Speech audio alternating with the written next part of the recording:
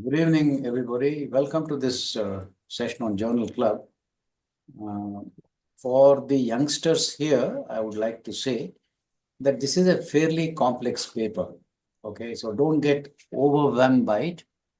We had to learn a lot of things, so we're not going to, you know, strain you with very complicated information. But what we can learn from this paper, to my mind, are two things. The subject itself about the effect of stress on somebody's performance is an interesting topic for surgeons, and that would be my main stress. The methodology is complicated, statistics even more so. So while we may not be able to critically analyze the statistics, we will at least learn and understand the meaning or the purpose with which those tests were done. Okay, so don't worry about the complexity of the paper. Just learn to see and analyze how a journal club is done and what are the aspects that you see. And second, try to understand how stress affects a surgeon's performance. Those would be the two main focus points for this evening. Over to you, Einass. Good evening. The article for today's journal club, the title of the study was Association between the Surgeon Stress and Major Surgical Complications. This was a study which was conducted by Jake Atri et al. And it was published. Sorry, Einass, your voice is not very good. You must have a good connection. You don't even have the video on, and still your voice is sort of fading and coming on. So, is it better? It's better now. Are you presenting with your phone or with your laptop? Sir, with my laptop, sir. Actually, I was using my headphones. They might not be working properly. It's actually better now. Please go ahead. Yeah. The title of the study is Association between Surgical Stress and Major Surgical Complications. This was a study conducted by Jake Atri et al. And the article was published in January 2025 in the JAMA Surgery Journal. The details of the journal, firstly, the study design was a prospective cohort study, and the journal, the JAMA Surgery Journal. Einass, we will ask our students about what these things mean. Okay. Yes, sir. So, what does an impact factor mean to you, Likith, Sai Likith?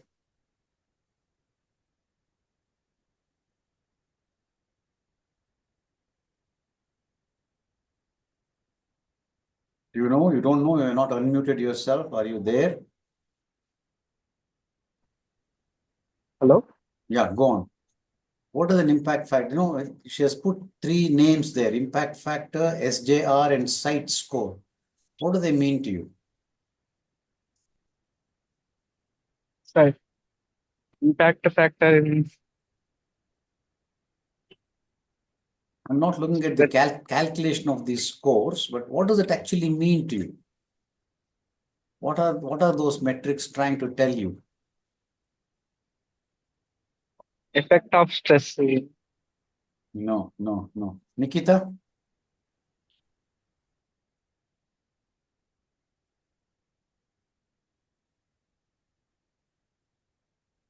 Are you there? Can you unmute yourself? She's not there. She's on call, sir. Okay, in Sanya, emergency. Go ahead. Sir, what does this mean to you? Sir, impact factor is basically the average number of citations an article has in that particular journal, sir, over a specific period. Right. So if the impact factor is high, what does it mean? It is good, sir. The journal is good one. So it has a bigger impact. That's exactly what the name says, that the more popular the journal is and the more important or more recognized journal articles that it publishes, Yes, it gets cited more often.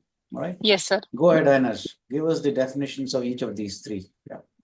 Yes, sir. So the impact factor is the average number of Go on. citation Press enter. You'll get article. the answer. Yeah. Press enter. No. No, You have no, not sir. used the thing that I gave. Yes, sir, I had, sir. Then what happened? You opened a different version then. No, sir, it's the same version, sir. Like And if you press the enter, something else should happen. I had done that for you. No, it won't Not- go to the next one. Please stop sharing. yes, sir. Yes, sir. I've stopped, Okay. sir. Thank you.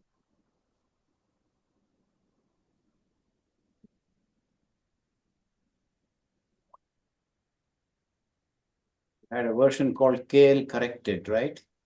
Yes, sir. Yes, sir. That Yeah. version. So when you press enter in my version, which I had corrected, this is what happens. It gives you the definition of each of those factors. So impact factor is what? So the impact factor is the average number of the citation articles which are Not published. average, the actual number Number published which are- over 2 years divided by the total number of articles published. Yes, sir. Okay, that is the impact factor. Yes, sir. And SJR, SJR is the number of citations which are received by an article which is published in a journal, and it also Yeah. takes into account the prestige of the journal. Yeah. So it is on the side, it's called the SciMago journal rank. It goes one step beyond the impact factor. And not only does it count the citations, but it also looks at the prestige of the journals, which is to some extent arbitrary, but done by that particular database. Okay. So higher SJR score indicates the journal is more influential with its scientific community. Okay, that's SJR. And site score? This was developed by Elsevier, and it uses Yeah. the Scopus database, sir. So to measure the citations which are received by a particular It's not only on the article per se, but also on the whole journal. Okay, so it's a comprehensive view of the journal's performance. It's divided by the total number of citations received in the journal's articles over a 4-year period. Remember, the other one is 2 years, by the total of number of articles published in that journal. So it's a longer period as well. So these are all scores which are basically telling you how important that journal is, and the more important it is, perhaps one can say it's more valuable, and B, it's more difficult to get published in the journal. And all these figures basically mean that JAMA is one of the topmost surgical journals. Okay, go ahead. Do you want to share again, or I can run those slides for you? You go ahead. Yes, sir. Yes, sir. Yeah. So the operating room is a complex and high-pressured environment which requires teamwork between different professionals. So this complexity can increase the mental workload as well as the stress levels for surgeons. And high stress levels has been linked to worse technical performance, slower work, and poor communication or decision-making skills. There are studies available in the past, but they have limitations such that they often use simulations, or they include inexperienced surgeons who don't reflect the real life practice. Also, there are many studies which are looking at stress during the surgery, but stress at the very beginning of the surgery might be especially important. So far, the research has helped us understand how stress affects surgeon, but it hasn't clearly connected what the relation is between a surgeon's stress to the patient's outcomes.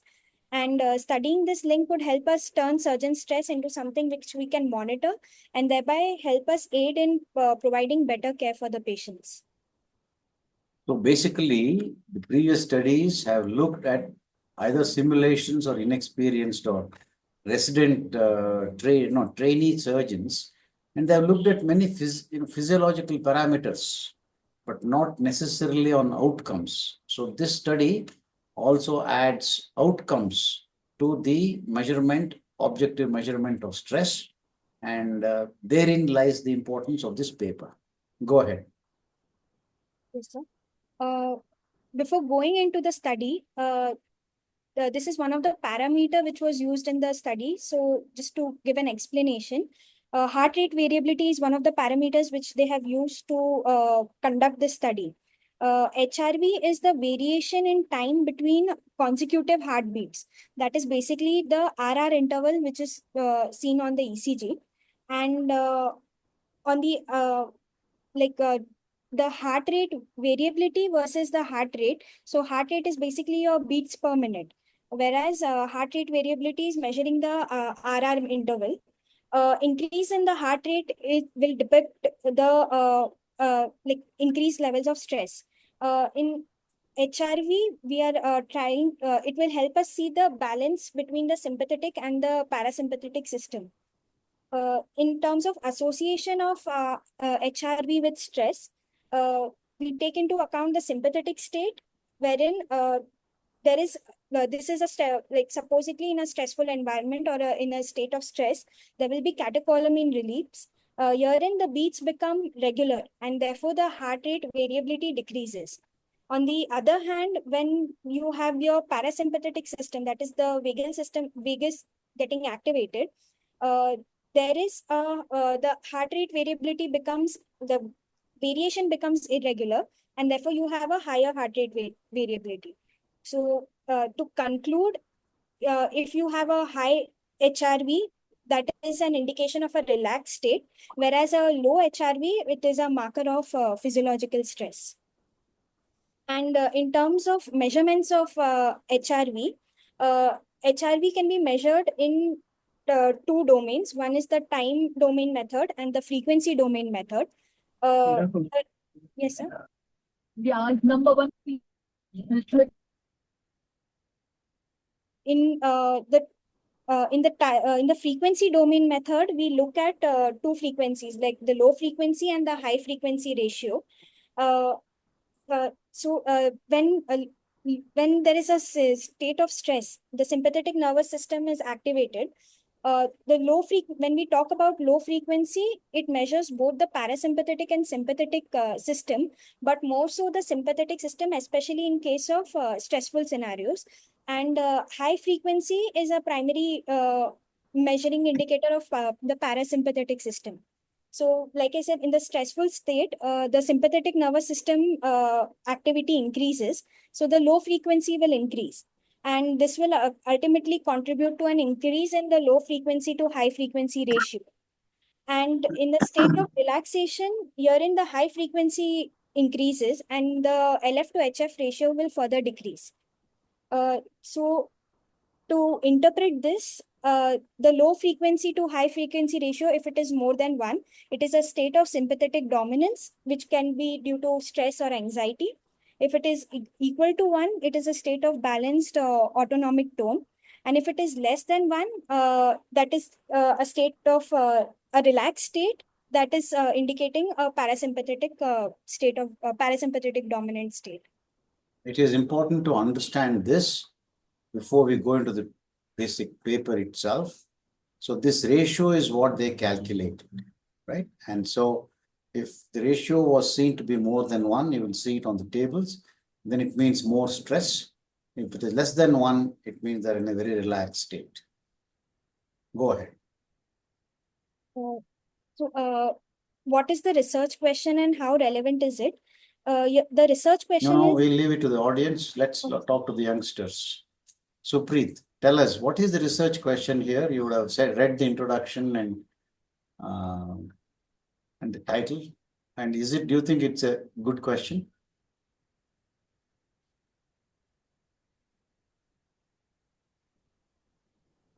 Hello, sir. Yeah, go on. Yes, sir. What is the research question? Tell me what it is. Surgeon stress in outcome of surgical techniques, how it impacts on surgical techniques, sir. Yeah, okay. So outcome, not just technique. Sir. Yeah, stress that a surgeon faces or is facing at the time of surgery, and what are the outcomes? Is that a relevant question? Is it important for our practice? Yes, sir. It's very important. Yeah, it is an important factor. Okay. Go ahead, Einass. Yes, sir. Coming to the methodology, The study type is a prospective cohort study, which is hypothesis driven and based on post hoc analysis. The study setting included 14 surgical departments across 4 university hospitals in Lyon, France. And the participants included 45 attending surgeons with a minimum procedure of 50 per year. And amongst this, 38 had agreed to share their data and wear the device, the HRV monitor, to so as to get themselves analyzed. The monitoring included intraoperative HRV monitoring during 5 15-day sessions. And the study period was between the period of November 2020 to December 2021. And they completed the 3-month follow-up in May 8, 2022. And they have it being a cohort study, they have they have followed the strobe reporting guidelines so as to make the methodology more refined. Standardized, that is a word. Standardized. There are guidelines for different kinds of study. For, this is basically an epidemiological study, right? It's a cohort and prospective study. So you have to stick to the specific date for that, specific name for that guideline. I don't remember the expansion of strobe, but it's a strobe guidelines. Okay. And for randomized control trials, what is it that they follow? Something called consort. Okay. These are all many acronyms for these kinds of guidelines. But for each type of the study, you will get the information from the net. You must follow a certain specific guideline, and this study conforms to that. Go on. The attending surgeons use these sensors which were available. The first one being the polar electrosensor. This is basically a chest belt which used to track HRV data for 5 minutes after the incision. And the second picture showing that of an actigraphed sensor, which was used to track the HRV data. The heart rate variability data is sensitive to physical activity, and it requires a 5-minute duration of exposure so as to assess and analyze the data. So in the study, if the operating time was less than 20 minutes, without a period of surgeon immobility for 20 minutes or longer, and without a chest belt data which was recorded for 5 minutes or longer, these were the criteria which were excluded. In addition, if there was a beat correction of 5% or more during the 5-minute HRV measurement, this was also one of the exclusion criteria. These were the exclusion criteria in terms of the device and sensors which were used. The other exclusion criteria included patient younger than 18 years of age, refusing to share their personal data, patients who are undergoing palliative care or organ donation, and those missing the operative time stamping data, and those patients who are missing the operative time stamping data. Yes, sir. Sir, you are not audible, sir.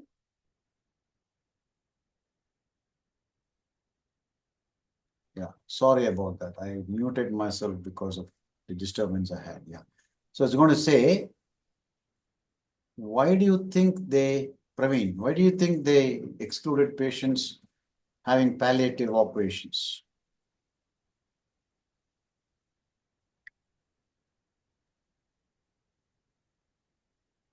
Why is there such a lag phase? Why can't you just come on quickly? Nitya? Sir, I think one thing is palliation itself, it will not completely depend on the outcome. They So, can't measure the outcome properly. That's all there is to it. yeah, sir. All right. Because if the patient dies quickly, what do you do? Yeah. That's why they excluded that. Okay. And Did you understand why this 20 minutes was included? It must last at least for 20 minutes. Why did they include that? She actually said that, but I'm not sure if all of you understood that. That's why I'm asking. Is it because It would be a simpler procedure if it is just less than 20 minutes, sir. No, it was technical. The sensors needed a minimum amount of time, that too immobile, the patient should not be, the surgeon should not be moving around. Okay, it should be relatively static doing the operation, and it needed a certain amount of time before you could depend on rely upon its measurement, the metric that was being measured. Okay, so low frequency by high frequency ratio. So for that, they needed to have a fairly longish operation. And in longer operations, the patient, surgeon is not moving around, and you also give the time for proper measurement. That was the idea. Okay? Yeah. Go on. Yes. Sympatho. Sir, Yeah, please. palliative surgery, other thing is the surgeons tend to be more relaxed because they know Maybe you're they're right. not going to be stressed too much. Yeah, maybe. Okay. But the actual point is that they were looking at the baseline stress of the patient, not the kind of operation. It was many kinds of operations were done. In fact, they went to the extent of saying that they looked at only the first 5 minutes of the operation, because variability later on in the operation could probably be due to the difficulties in the operation, and that might have led to variability. So they wanted to know the starting point, as it were, how stressed they were before they started on the operation, and whether that had any effect on the outcome. Go on, Einass. The sympathovagal balance quantification. HRV is the metric which was used here, and it was analyzed in terms of low frequency to high frequency ratio. So what they have done here is, instead of analyzing it in the time domain method of analysis, they have used a Fourier transformation to convert it into the frequency domain analysis, so as to get the low frequency and high frequency, and after that calculating the LF to HF ratio. This is complicated and difficult to understand. So I would summarize this slide by saying that there are very many methods, 4 or 5 methods of looking at the sympathovagal balance, that is sympathetic parasympathetic balance. What they have chosen is the LF versus HF ratio, and to make it more robust, they have used what's called a Fourier transformation. Einass educated me on this. Go ahead, give the explanation again, Einass. What is this Fourier transformation? Fourier transformation, basically it is it's a formula wherein you break down the in time domain components and convert them into frequency components, so that you can analyze it in a frequency domain method. The key point of doing this is so that it allows you for a more if there is a larger sample size, firstly, the frequency domain method is preferred.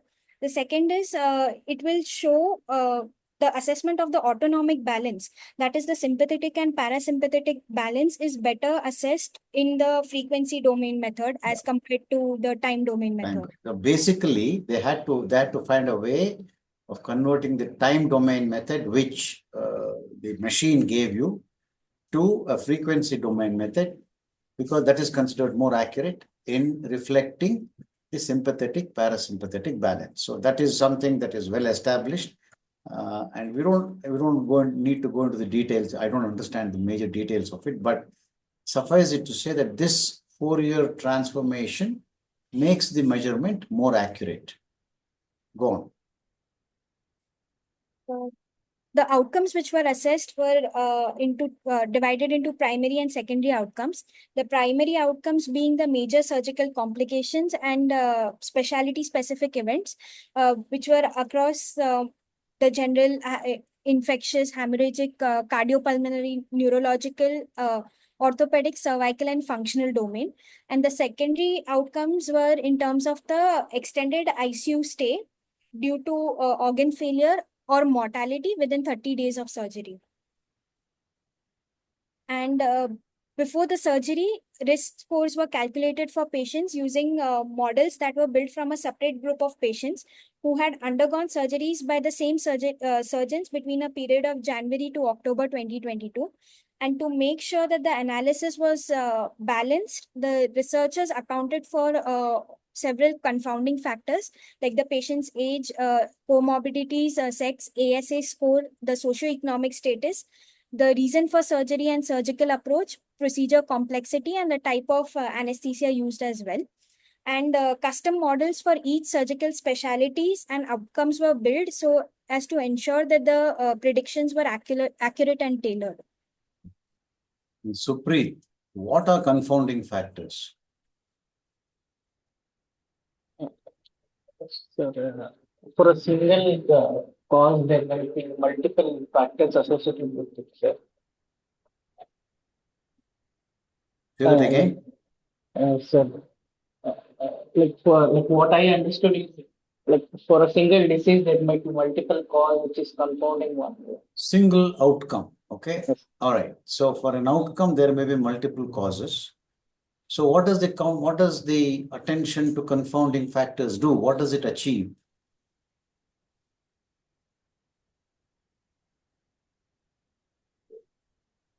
I don't know, sir. All right. Did you understand my question? Yes, sir. Yeah. In any paper, you have to give a lot of attention to confounding factors. In fact, that is the most often area where people trip up. Okay. So why should we give attention to confounding factors in the design of the study? It may hide the main. Okay, tell me what happens if you do not give attention to confounding factors? We don't know the proper cause is which is Correct. You don't know whether the intervention that you did or the change that you noticed was because of the primary intervention or whether it was because of some other reason. Okay, so that negates the very outcome of the study. Your conclusions can be confounded or confused because of these factors. So when in a study, it is always important when we are critically analyzing it to see if the authors, if the researchers gave attention to all the confounding factors or not. Okay, right. That is the important thing. So up to this point, Sanya, can you give us a critique? What do you think of, we have already mentioned the research question, that's okay, but other factors up to the introduction and the question, what do you think? And the method, of course. Sir, starting with the pros, it's a very good question, is very relevant, sir. Yeah. And it is a good journal which is in which it has been published. Yeah. And the way in which they are analyzing the stress is also very good and valid, sir. Okay. And it's a prospective study, and they are taking confounding factors into consideration. Yeah. Is all my pros, sir. Very nice. And to think about cons, I'm not sure till now, sir. I felt Not everything sure. was there. All right. Anybody else to come out with cons? Sir, I wanted to know how did they exclude individual surgeons' comorbidities?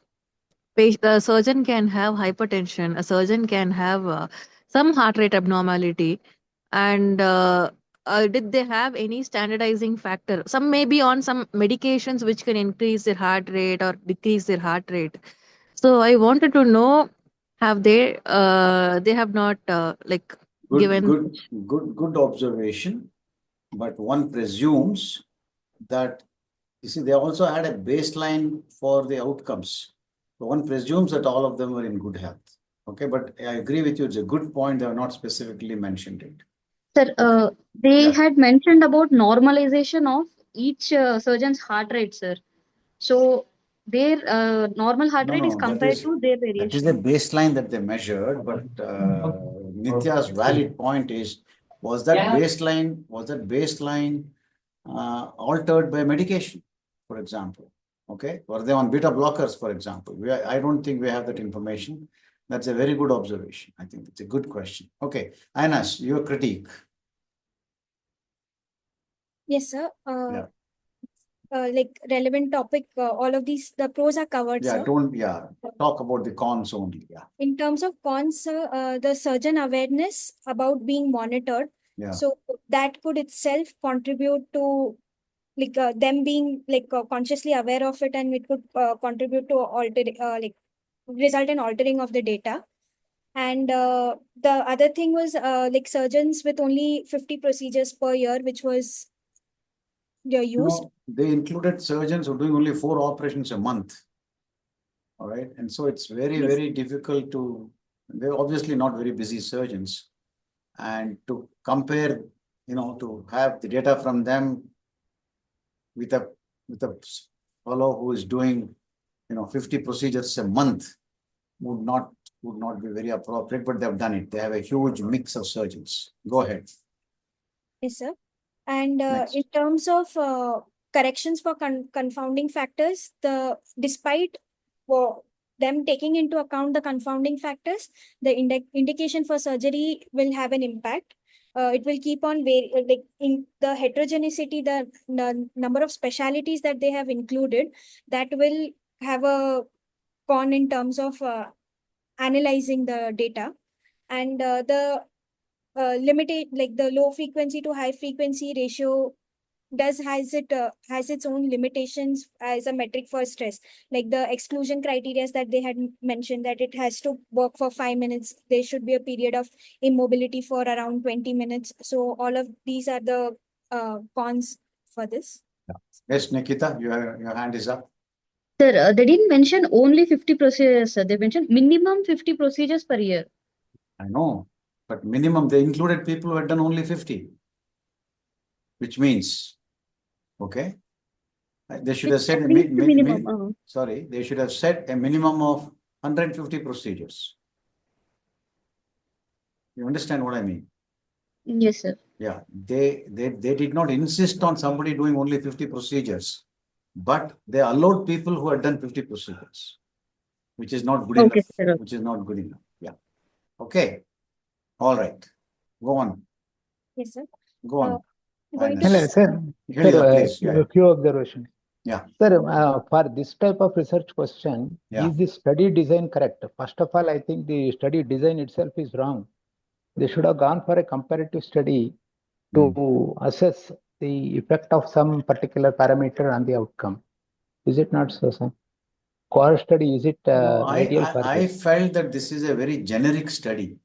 So they were actually trying to, this is the first of its kind I have seen. INS has done collateral work and collateral study, and there is nothing like this. So they're trying to explore the metric, the LF-HF ratio, in a wide variety of things, and whether it, shows some variation. It does show some variation, and that was all that they were trying to do. I think once this procedure becomes more established, they might then branch off to, different types of studies with the same technique. I think they're studying the technique very much more than actual study. Ravi, what do you think? Hey, Ramakrishna Haile, what is your observation? Please tell me. The research question is whether stress can affect the outcome. Yes. Outcome in terms of complication or death or ICU admission, whatever.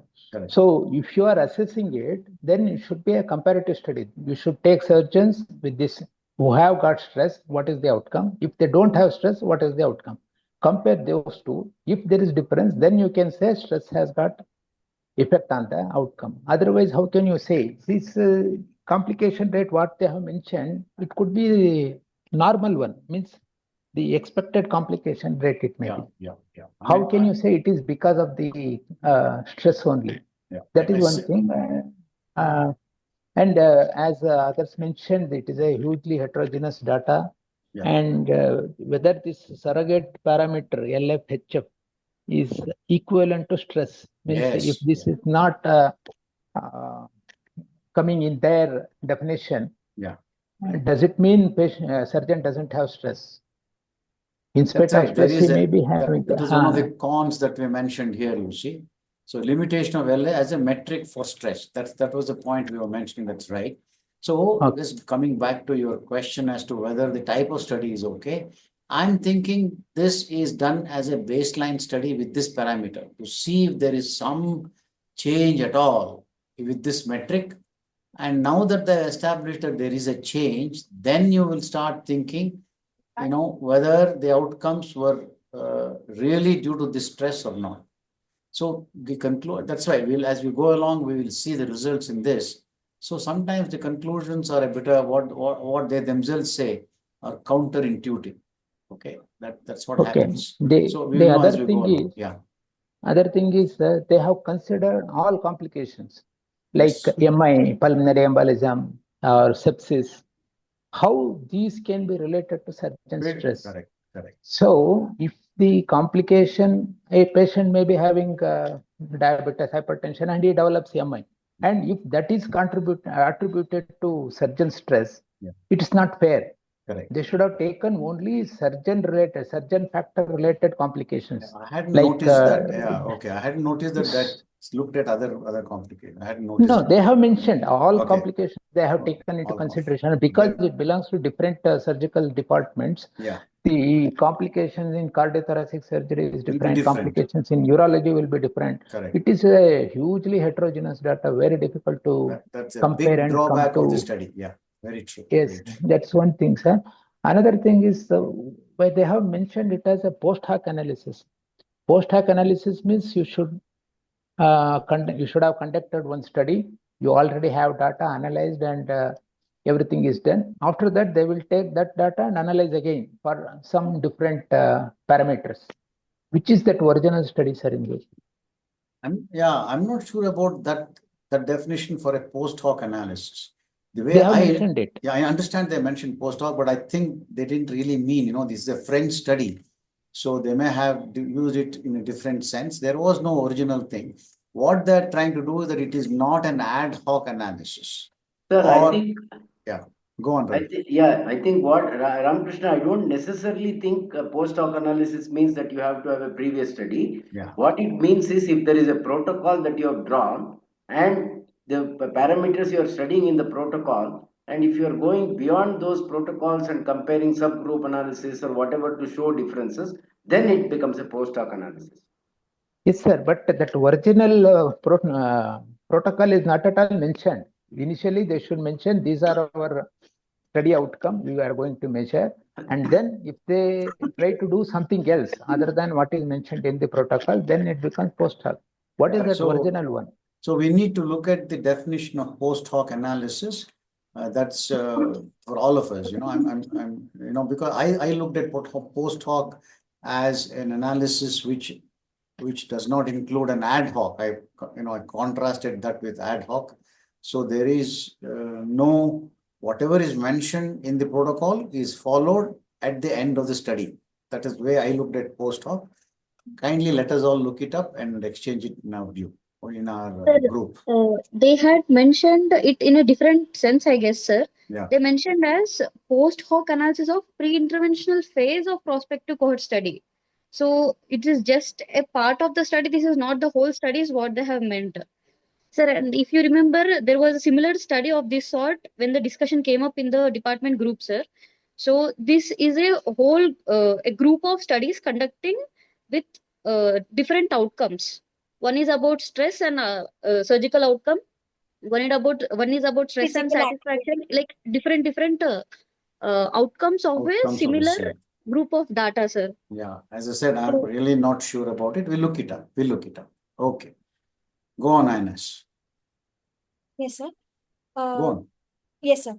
For statistical analysis, the data presentation was done in such a way that the continuous variables were measured in terms of the median, and the categorical variables were measured in frequencies. Each there was normalization of the low frequency to high frequency ratio done, so as to account for difference in each of the surgeon's baseline stress level. The LF to HF ratio for every surgery was normalized by comparing it to the median LF to HF ratio for that surgeon across all of their cases. And the analysis of the outcome, there were 793 surgeries which were included, and the unadjusted associations were analyzed using the simple logistic regression, and odds ratio the with using odds ratio with a 95% confidence interval. And the adjusted variables were analyzed using the mixed effect multivariable logistics and logistic regression, and they had controlled this for all of the above all of the factors as mentioned, that is the log patient risk score, the surgeon's age and professional status, time of surgery, and surgeon ID added as a random effect. And the results were shown as adjusted odds ratio with 95% confidence interval, and the predicted probabilities across LF to HF values were plotted from the model, and a p-value of less than 0.05 was considered as statistically significant. Can I request Dr. Ramakrishna to comment on the statistics here, please? They have done so many adjustments, sir. Sometimes if the data cannot be controlled, compared, then they'll do this adjustment. Like there may be variations in the age, or there may be a variation in the risk factor. So to make it more comparable, they try to do this normalization. Just like we, as an example, I can quote, we conduct this NEET exam. JE exam especially 15 days they will conduct. So whoever scored some percentage, say 78% on first day exam, may not be equal to 78% on fifth day exam. So to compare them, what they do, they will do this procedure like normalization. They will fix one particular value and compare this person's performance against that value. So then they get normalized. That means it becomes more comparable. But here they have done so many places, adjustment and normalization. It is very difficult to understand. And when it comes to individual surgeons' stress level, these statistics, whether they hold good or not, it is very difficult to imagine.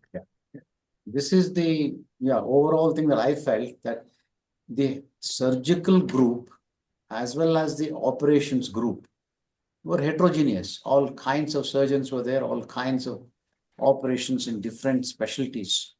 And that is really very, very troublesome. And so you end up using all these statistical tools, one may say tricks. Tricks may be a very unfair and uncharitable comment. But basically, these are statistical tools which try to normalize things. And one has to be very skeptical about this. So this is what we said about the logistic regression. Einass, do you want to take this? Yes, sir. Just tell us the philosophy behind it. We don't need to go into the calculations and all that. Yes, sir. So logistic regression is primarily used, it's a method used when the outcome is binary, like it's a yes, no, complication, no complication scenario. And here they have used two regressions. Like there's one type is simple logistic and the other one is multivariable. When we talk about simple logistic regression, this means that you are assessing the relationship between the one, like suppose it, like LF to HF ratio to patient outcome, and you are not adjusting for any other variables over here. And the measurement of the outcome output here will be in terms of odds ratio with a 95% confidence interval. And multivariable logistic regression is done when you are taking into account the confounding factors as well. That is, you're adjusting for the confounding factors as well. like they said, like in the earlier slides, it was there that the surgeon's age and ratio, the time of surgery, the surgeon identity, all of these were all of these factors were adjusted. And that So, yeah. So the simple lay persons, if you want to call it that, explanation is that if it's a clear-cut relationship between one and the other, yes or no, then simple regression is enough. But when you have multiple factors coming on, you'll have to use the multivariable logistic regression, and that's what they have used here. Yeah. Go on. yes, sir. The I think we'll, yeah, go on, Ravi. advantage of multivariate analysis is to show that if one factor has more, effect on the result compared to other factors. So that is the advantage of multivariate analysis. For example, with diabetes, smoking, hypertension. So diabetes may have more, effect on the final outcome. So just giving an example. So that is the advantage of multivariate And analysis. also that if you have, say, 10 variables, 10 things that are acting on the patient's outcome, if 3 of them are significant and the other 7 are not, Yeah. multivariate regression analysis is a way of finding out which those 3 are. Yeah. That is the statistical tool Yeah. for that. We'll skip this, Einass, because it's getting more and more complicated, and I think it will put people off. That's not the idea. Yeah. Okay, we should keep up their enthusiasm. So go on, critique. Nitya, we'll keep it short. Sir, a good thing is they're using the logistic regression. Right. That's one good.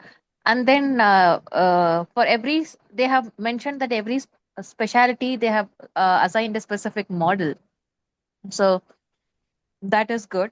And con, I think the complexity of statistics itself is like a con, I feel, sir. Like Yeah. it's quite complex. Right. Okay. Go on, Einass. yes, sir. Like the pros. Yeah, you mentioned we these said two. Yeah, Nitya mentioned the first two. Normalization we already mentioned. Go on. mentioned. Yeah. And the con being multivariant logistic regression, which risks overfitting. What does overfitting mean? So if you're using it for more and more sample, like even if the sample size is small and you're using it in with that purpose, Basically, and you it are means trying to that fit it. basically yes, it means that your statistical tool is manipulative. Yes, sir. Yeah, that's that. There's a risk of it, so one should be careful about it. There will be a limitation, and a limitation of statistics in such a dynamic situation with so many variables. You can't find a good tool to really come to firm conclusions. So the more binary a situation is, the more accurate your statistics will be. But when there are so many variables, there's always a limitation. Ravi, your comments? It is absolutely right. So I think it's again one, multiple factors may have different type of influences on the final outcome. And second thing is it's difficult to establish a cause effect relation also. Ramakrishna? Yes, I agree. These things, it looks like they did one type of analysis, they did not get result, and then they tried another to fit the conclusion into their research question. They have done like it looks like that because this is very difficult to understand for an average reader. Absolutely. The another thing I noticed is there are too many exclusions out of 1,383. Yeah. Only 793 are included in the final analysis. So too many patients are excluded. That leads to that what we call attrition bias. Yeah. That is that. Okay. Go on, Einass. For Just briefly say what this graphic means. Looks very colorful, but what does it mean? Sir, it's a box and whisker plot diagram which they have used, and here it is depicting the LF to HF ratio normalization. So initially, when they just use the raw LF to HF, we can find that there are it is varying a lot, and there are a lot of outliers which are seen, which are depicted by the dots. So that is when they went ahead and they normalized the LF to HF ratio so as to kind of bring it within the range limits. Quite right. Yeah. Go on. Yes, sir. Again, Then a crowded table, but give us the gist of it. here also, sir, they have used the basically it's the logistics regression model, and further after which they have calculated the adjusted odds ratio. What does it mean? Just tell me. You looked at what is significant, what is not significant. So in terms of like if the value is more than 1, it is significant. If it is less than if it is equal to 1, then there is no association between them. Yes. And if it that is what it means, sir. So like the points wherein incision time of the day is in the afternoon, or if the surgeon's age, all of these are points which are going more than 1. That is showing that they have a significant association in relation to the patient's outcome. And this was again this the adjusted association which was showed in comparison by comparing the normalized LF to HF ratio to the surgical outcomes. And again, they have calculated the probability in terms of ratio. It is the same data as before, shown in a graphic form. Okay? Yes. Yeah. So any critique on the results? We'll rush through this because we are running short of time. Go on, Einass. Yes, sir. The pros being that well-structured tables and graphs are used for visualizing the relationship. Normalization of the LF ratios. This helps in strengthening the validity of the findings.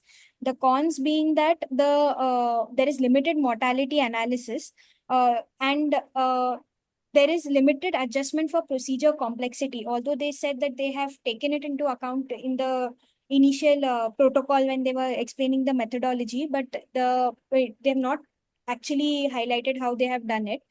And the statistical significance threshold, it is the evidence is empirical, which is admitted by the authors themselves. And the sample size limitations in subgroups, like there are certain specialities which have very minimal number of cases, like very few number of cases. On the basis of that, we cannot actually comment on what the relation between stress So and what it essentially means is, even though total group size is 790 or something like that, you think it's a very good number, but obviously different specialties have different kinds of complications, and so they had to sort of do subgroup analysis for each of the specialties because they are a very heterogeneous group. We keep coming back to the same point that the group is very heterogeneous, very, very mixed kind of group. And so when they start doing this subgroup analysis in terms of specialties, for each of these, for some of the specialties, the sample size becomes very, very small. Ramakrishna? Yes, sir. I agree. The same thing, and she confused a little bit when she was telling about the confidence interval, less than 1, more than 1, something. I don't know whether others understood or not. If this confidence interval contains number 1, means like 0.3 to 1.3, then in between you get number 1. If that comes, then it is statistically not significant. If everything is below 1 or everything is more than 1, then it is statistically significant. Right. That's what I wanted to tell. Actually, they have calculated and shown there as 0.05. Yeah. And it is another way of interpreting it. Yeah, fair enough. Yeah. Okay. Go on, Einass.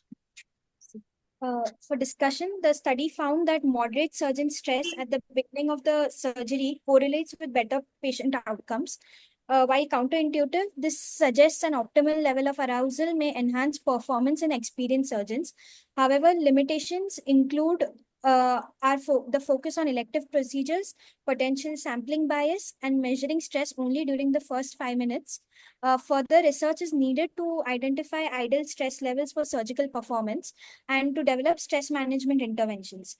There are limitations which were listed by the authors themselves that were in terms of limitation of the LF to HF ratio metric, the effect of alcohol or caffeine, and the heterogeneous patient population. These were the limitations as stated by the authors. See, there Nitya, you will notice here that they themselves accept. Of course, they're Yes, talking sir. about alcohol, caffeine, and things like that, smoking. You also mentioned medication, but that's a good point. But the authors recognize that. They have said that there is a limitation. Okay. Yes, sir. So having gone through this, very complex paper, it definitely confused me, and I had to read it twice before I could come to some kind of an understanding, and I could have a meaningful discussion with Einass when we were preparing this. That is given. But with all these limitations, the final question we have to ask ourselves is, now, would you completely accept or believe what the conclusions are, having in mind the limitations that we have discussed? Nikita? No, sir. No. All right. Einass? No, sir. No. What about the registrars? Nitya? No, sir. I No. also. So, okay. The end of the day, what about our seniors? Ramakrishna? Ravi? No, sir. It is difficult to Too accept. difficult. They have failed in the answering that research question. Yeah. Niranjan? Are you there? I saw him log in. He might have left. Yeah. Okay. So I'll come to the concluding remarks later, but let us look at the collateral readings. Go on, Einass. Yes, sir. So there are not a lot of studies which were conducted. There is this one study wherein they are examining the surgical stress effect in practice, but this is a qualitative study which was showing the intraoperative stress among surgical teams and linked it to the adverse effect and impaired performance. And the findings ultimately were that surgical stress will result in minor improvement in terms of the complication, but this was a qualitative study. Apart from this, there are two others. They are not studies, but they have conducted systemic reviews so as to assess the effect of surgeons' stress, again, which were based on the qualitative parameters, not the quantitative. What were the conclusions in them? Uh, so they have the first study, which was just the effect of stress on surgical performance. There they have told that acute stress impacts both the technical and non-technical skills and impairs the performance Negatively. negatively. Yes. And the other study which they had conducted, which was basically the biological changes in surgeons' acute stress level during surgery, which was done. So they have Didn't look at the outcomes out. Yes, sir. in the patient. Okay, Yes, sir. that's fine. So, as you can see, my own feeling is that this was a very complicated paper, but I wanted to bring out the fact that a very high impact journal has published a thing like this with a lot of heterogeneity both in the surgeon population and the patient population, where the confounding factors, while they have tried to correct it, are too many. I don't think they can ever be corrected. And there are so many complicated statistical tools that are used. And so, as readers, our job is to really think for ourselves and see whether we can accept what the conclusions are based on the data that you have. And as all of us agreed, I am also of the same opinion that I don't think I can accept the outcomes or the conclusions drawn in the study just because of the complexity and the heterogeneity. So concluding remarks, first from Ramakrishna and then Ravi. Sorry, any questions from students before we go to the concluding remarks? No, the usual question we used to ask, if you want to conduct a similar study, what changes you want to bring in the protocol and how you can improve the thing and design. Very good question. Go on, Nitya, tell us about it. What would you do? Sir, first of all, I would not have a complicated heart rate measurement protocol, like whatever they have this heart rate variability. Instead, I would try to make it little simple so that it is easier for By the. what? No, there is no other simple. What metric would you use? So that maybe I need to think about it, but Yeah. whatever they have done is quite complex, sir. I would try to do it in a very simpler. Okay, let me And put it to you. That's a I think fairly straightforward metric. Okay, don't go into the metric, but how else will you improve the study? You pointed out one important limitation yourself. The comorbidities and Yes, of the surgeon. age, You would age of the always, surgeon. yes, you would always take that into consideration. What else? And also Limited to one Specialty. specialty. One Yeah. one Yeah, one specialty and one specialty. level of surgery. Okay, it's really not very wise to look at Cardiac surgery, neurosurgery. compare sebaceous cysts with anterior resection. Even if in one specialty. Okay, so you must limit. You must say, I'll look at only major surgeries that we are doing in this particular department. Stick to one department. Get the numbers. Yeah, that's the next one. What else will you do? Anybody else? Okay, Ramakrishna, your views, please. Oh, go on, sorry, Sanya, you're saying something. Yeah, she was telling something. And one more thing, I think we should restrict the outcome to surgeon factor related complications, not everything. Because if a patient dies of pulmonary embolism, I can't say it is because of the surgeon's stress. Absolutely. So such things. So those complications which are directly related to surgeon, those things we can include, other things we can exclude while that will considering make the your outcome. Protocol tighter. Better. Yeah, and statistics also, I think we should make it little more simpler statistics so that everybody will accept it. Yeah. So if they make so many adjustments, we get doubts. Yeah, very true. So final remarks, concluding remarks, Ravi. I think as you said, as a corollary to some of the alterations that has been made in the protocol, the statistics that you use will also become more simpler and more acceptable. Because see, they have tried to do this because there are so many factors, so many confounding factors, so they try to fit it all in. I can think only reason for JAMA surgery to have published this is it's a very novel concept, and I think they wanted to encourage the fact that surgeon stress, will it have any impact, and also this HF this one is maybe there is a way of doing this in a more refined manner. I don't think there is, as Nitya said, there is some very simplistic metric for measuring surgeon stress. But probably this is a novel method. Maybe over the next few months or years, they may be able to refine this so that it becomes a proper metric for analysis of a surgeon stress. I think this one is the effort is good. That I think probably because of the novelty, JAMA surgery has published it, but I think results are difficult to accept. I think.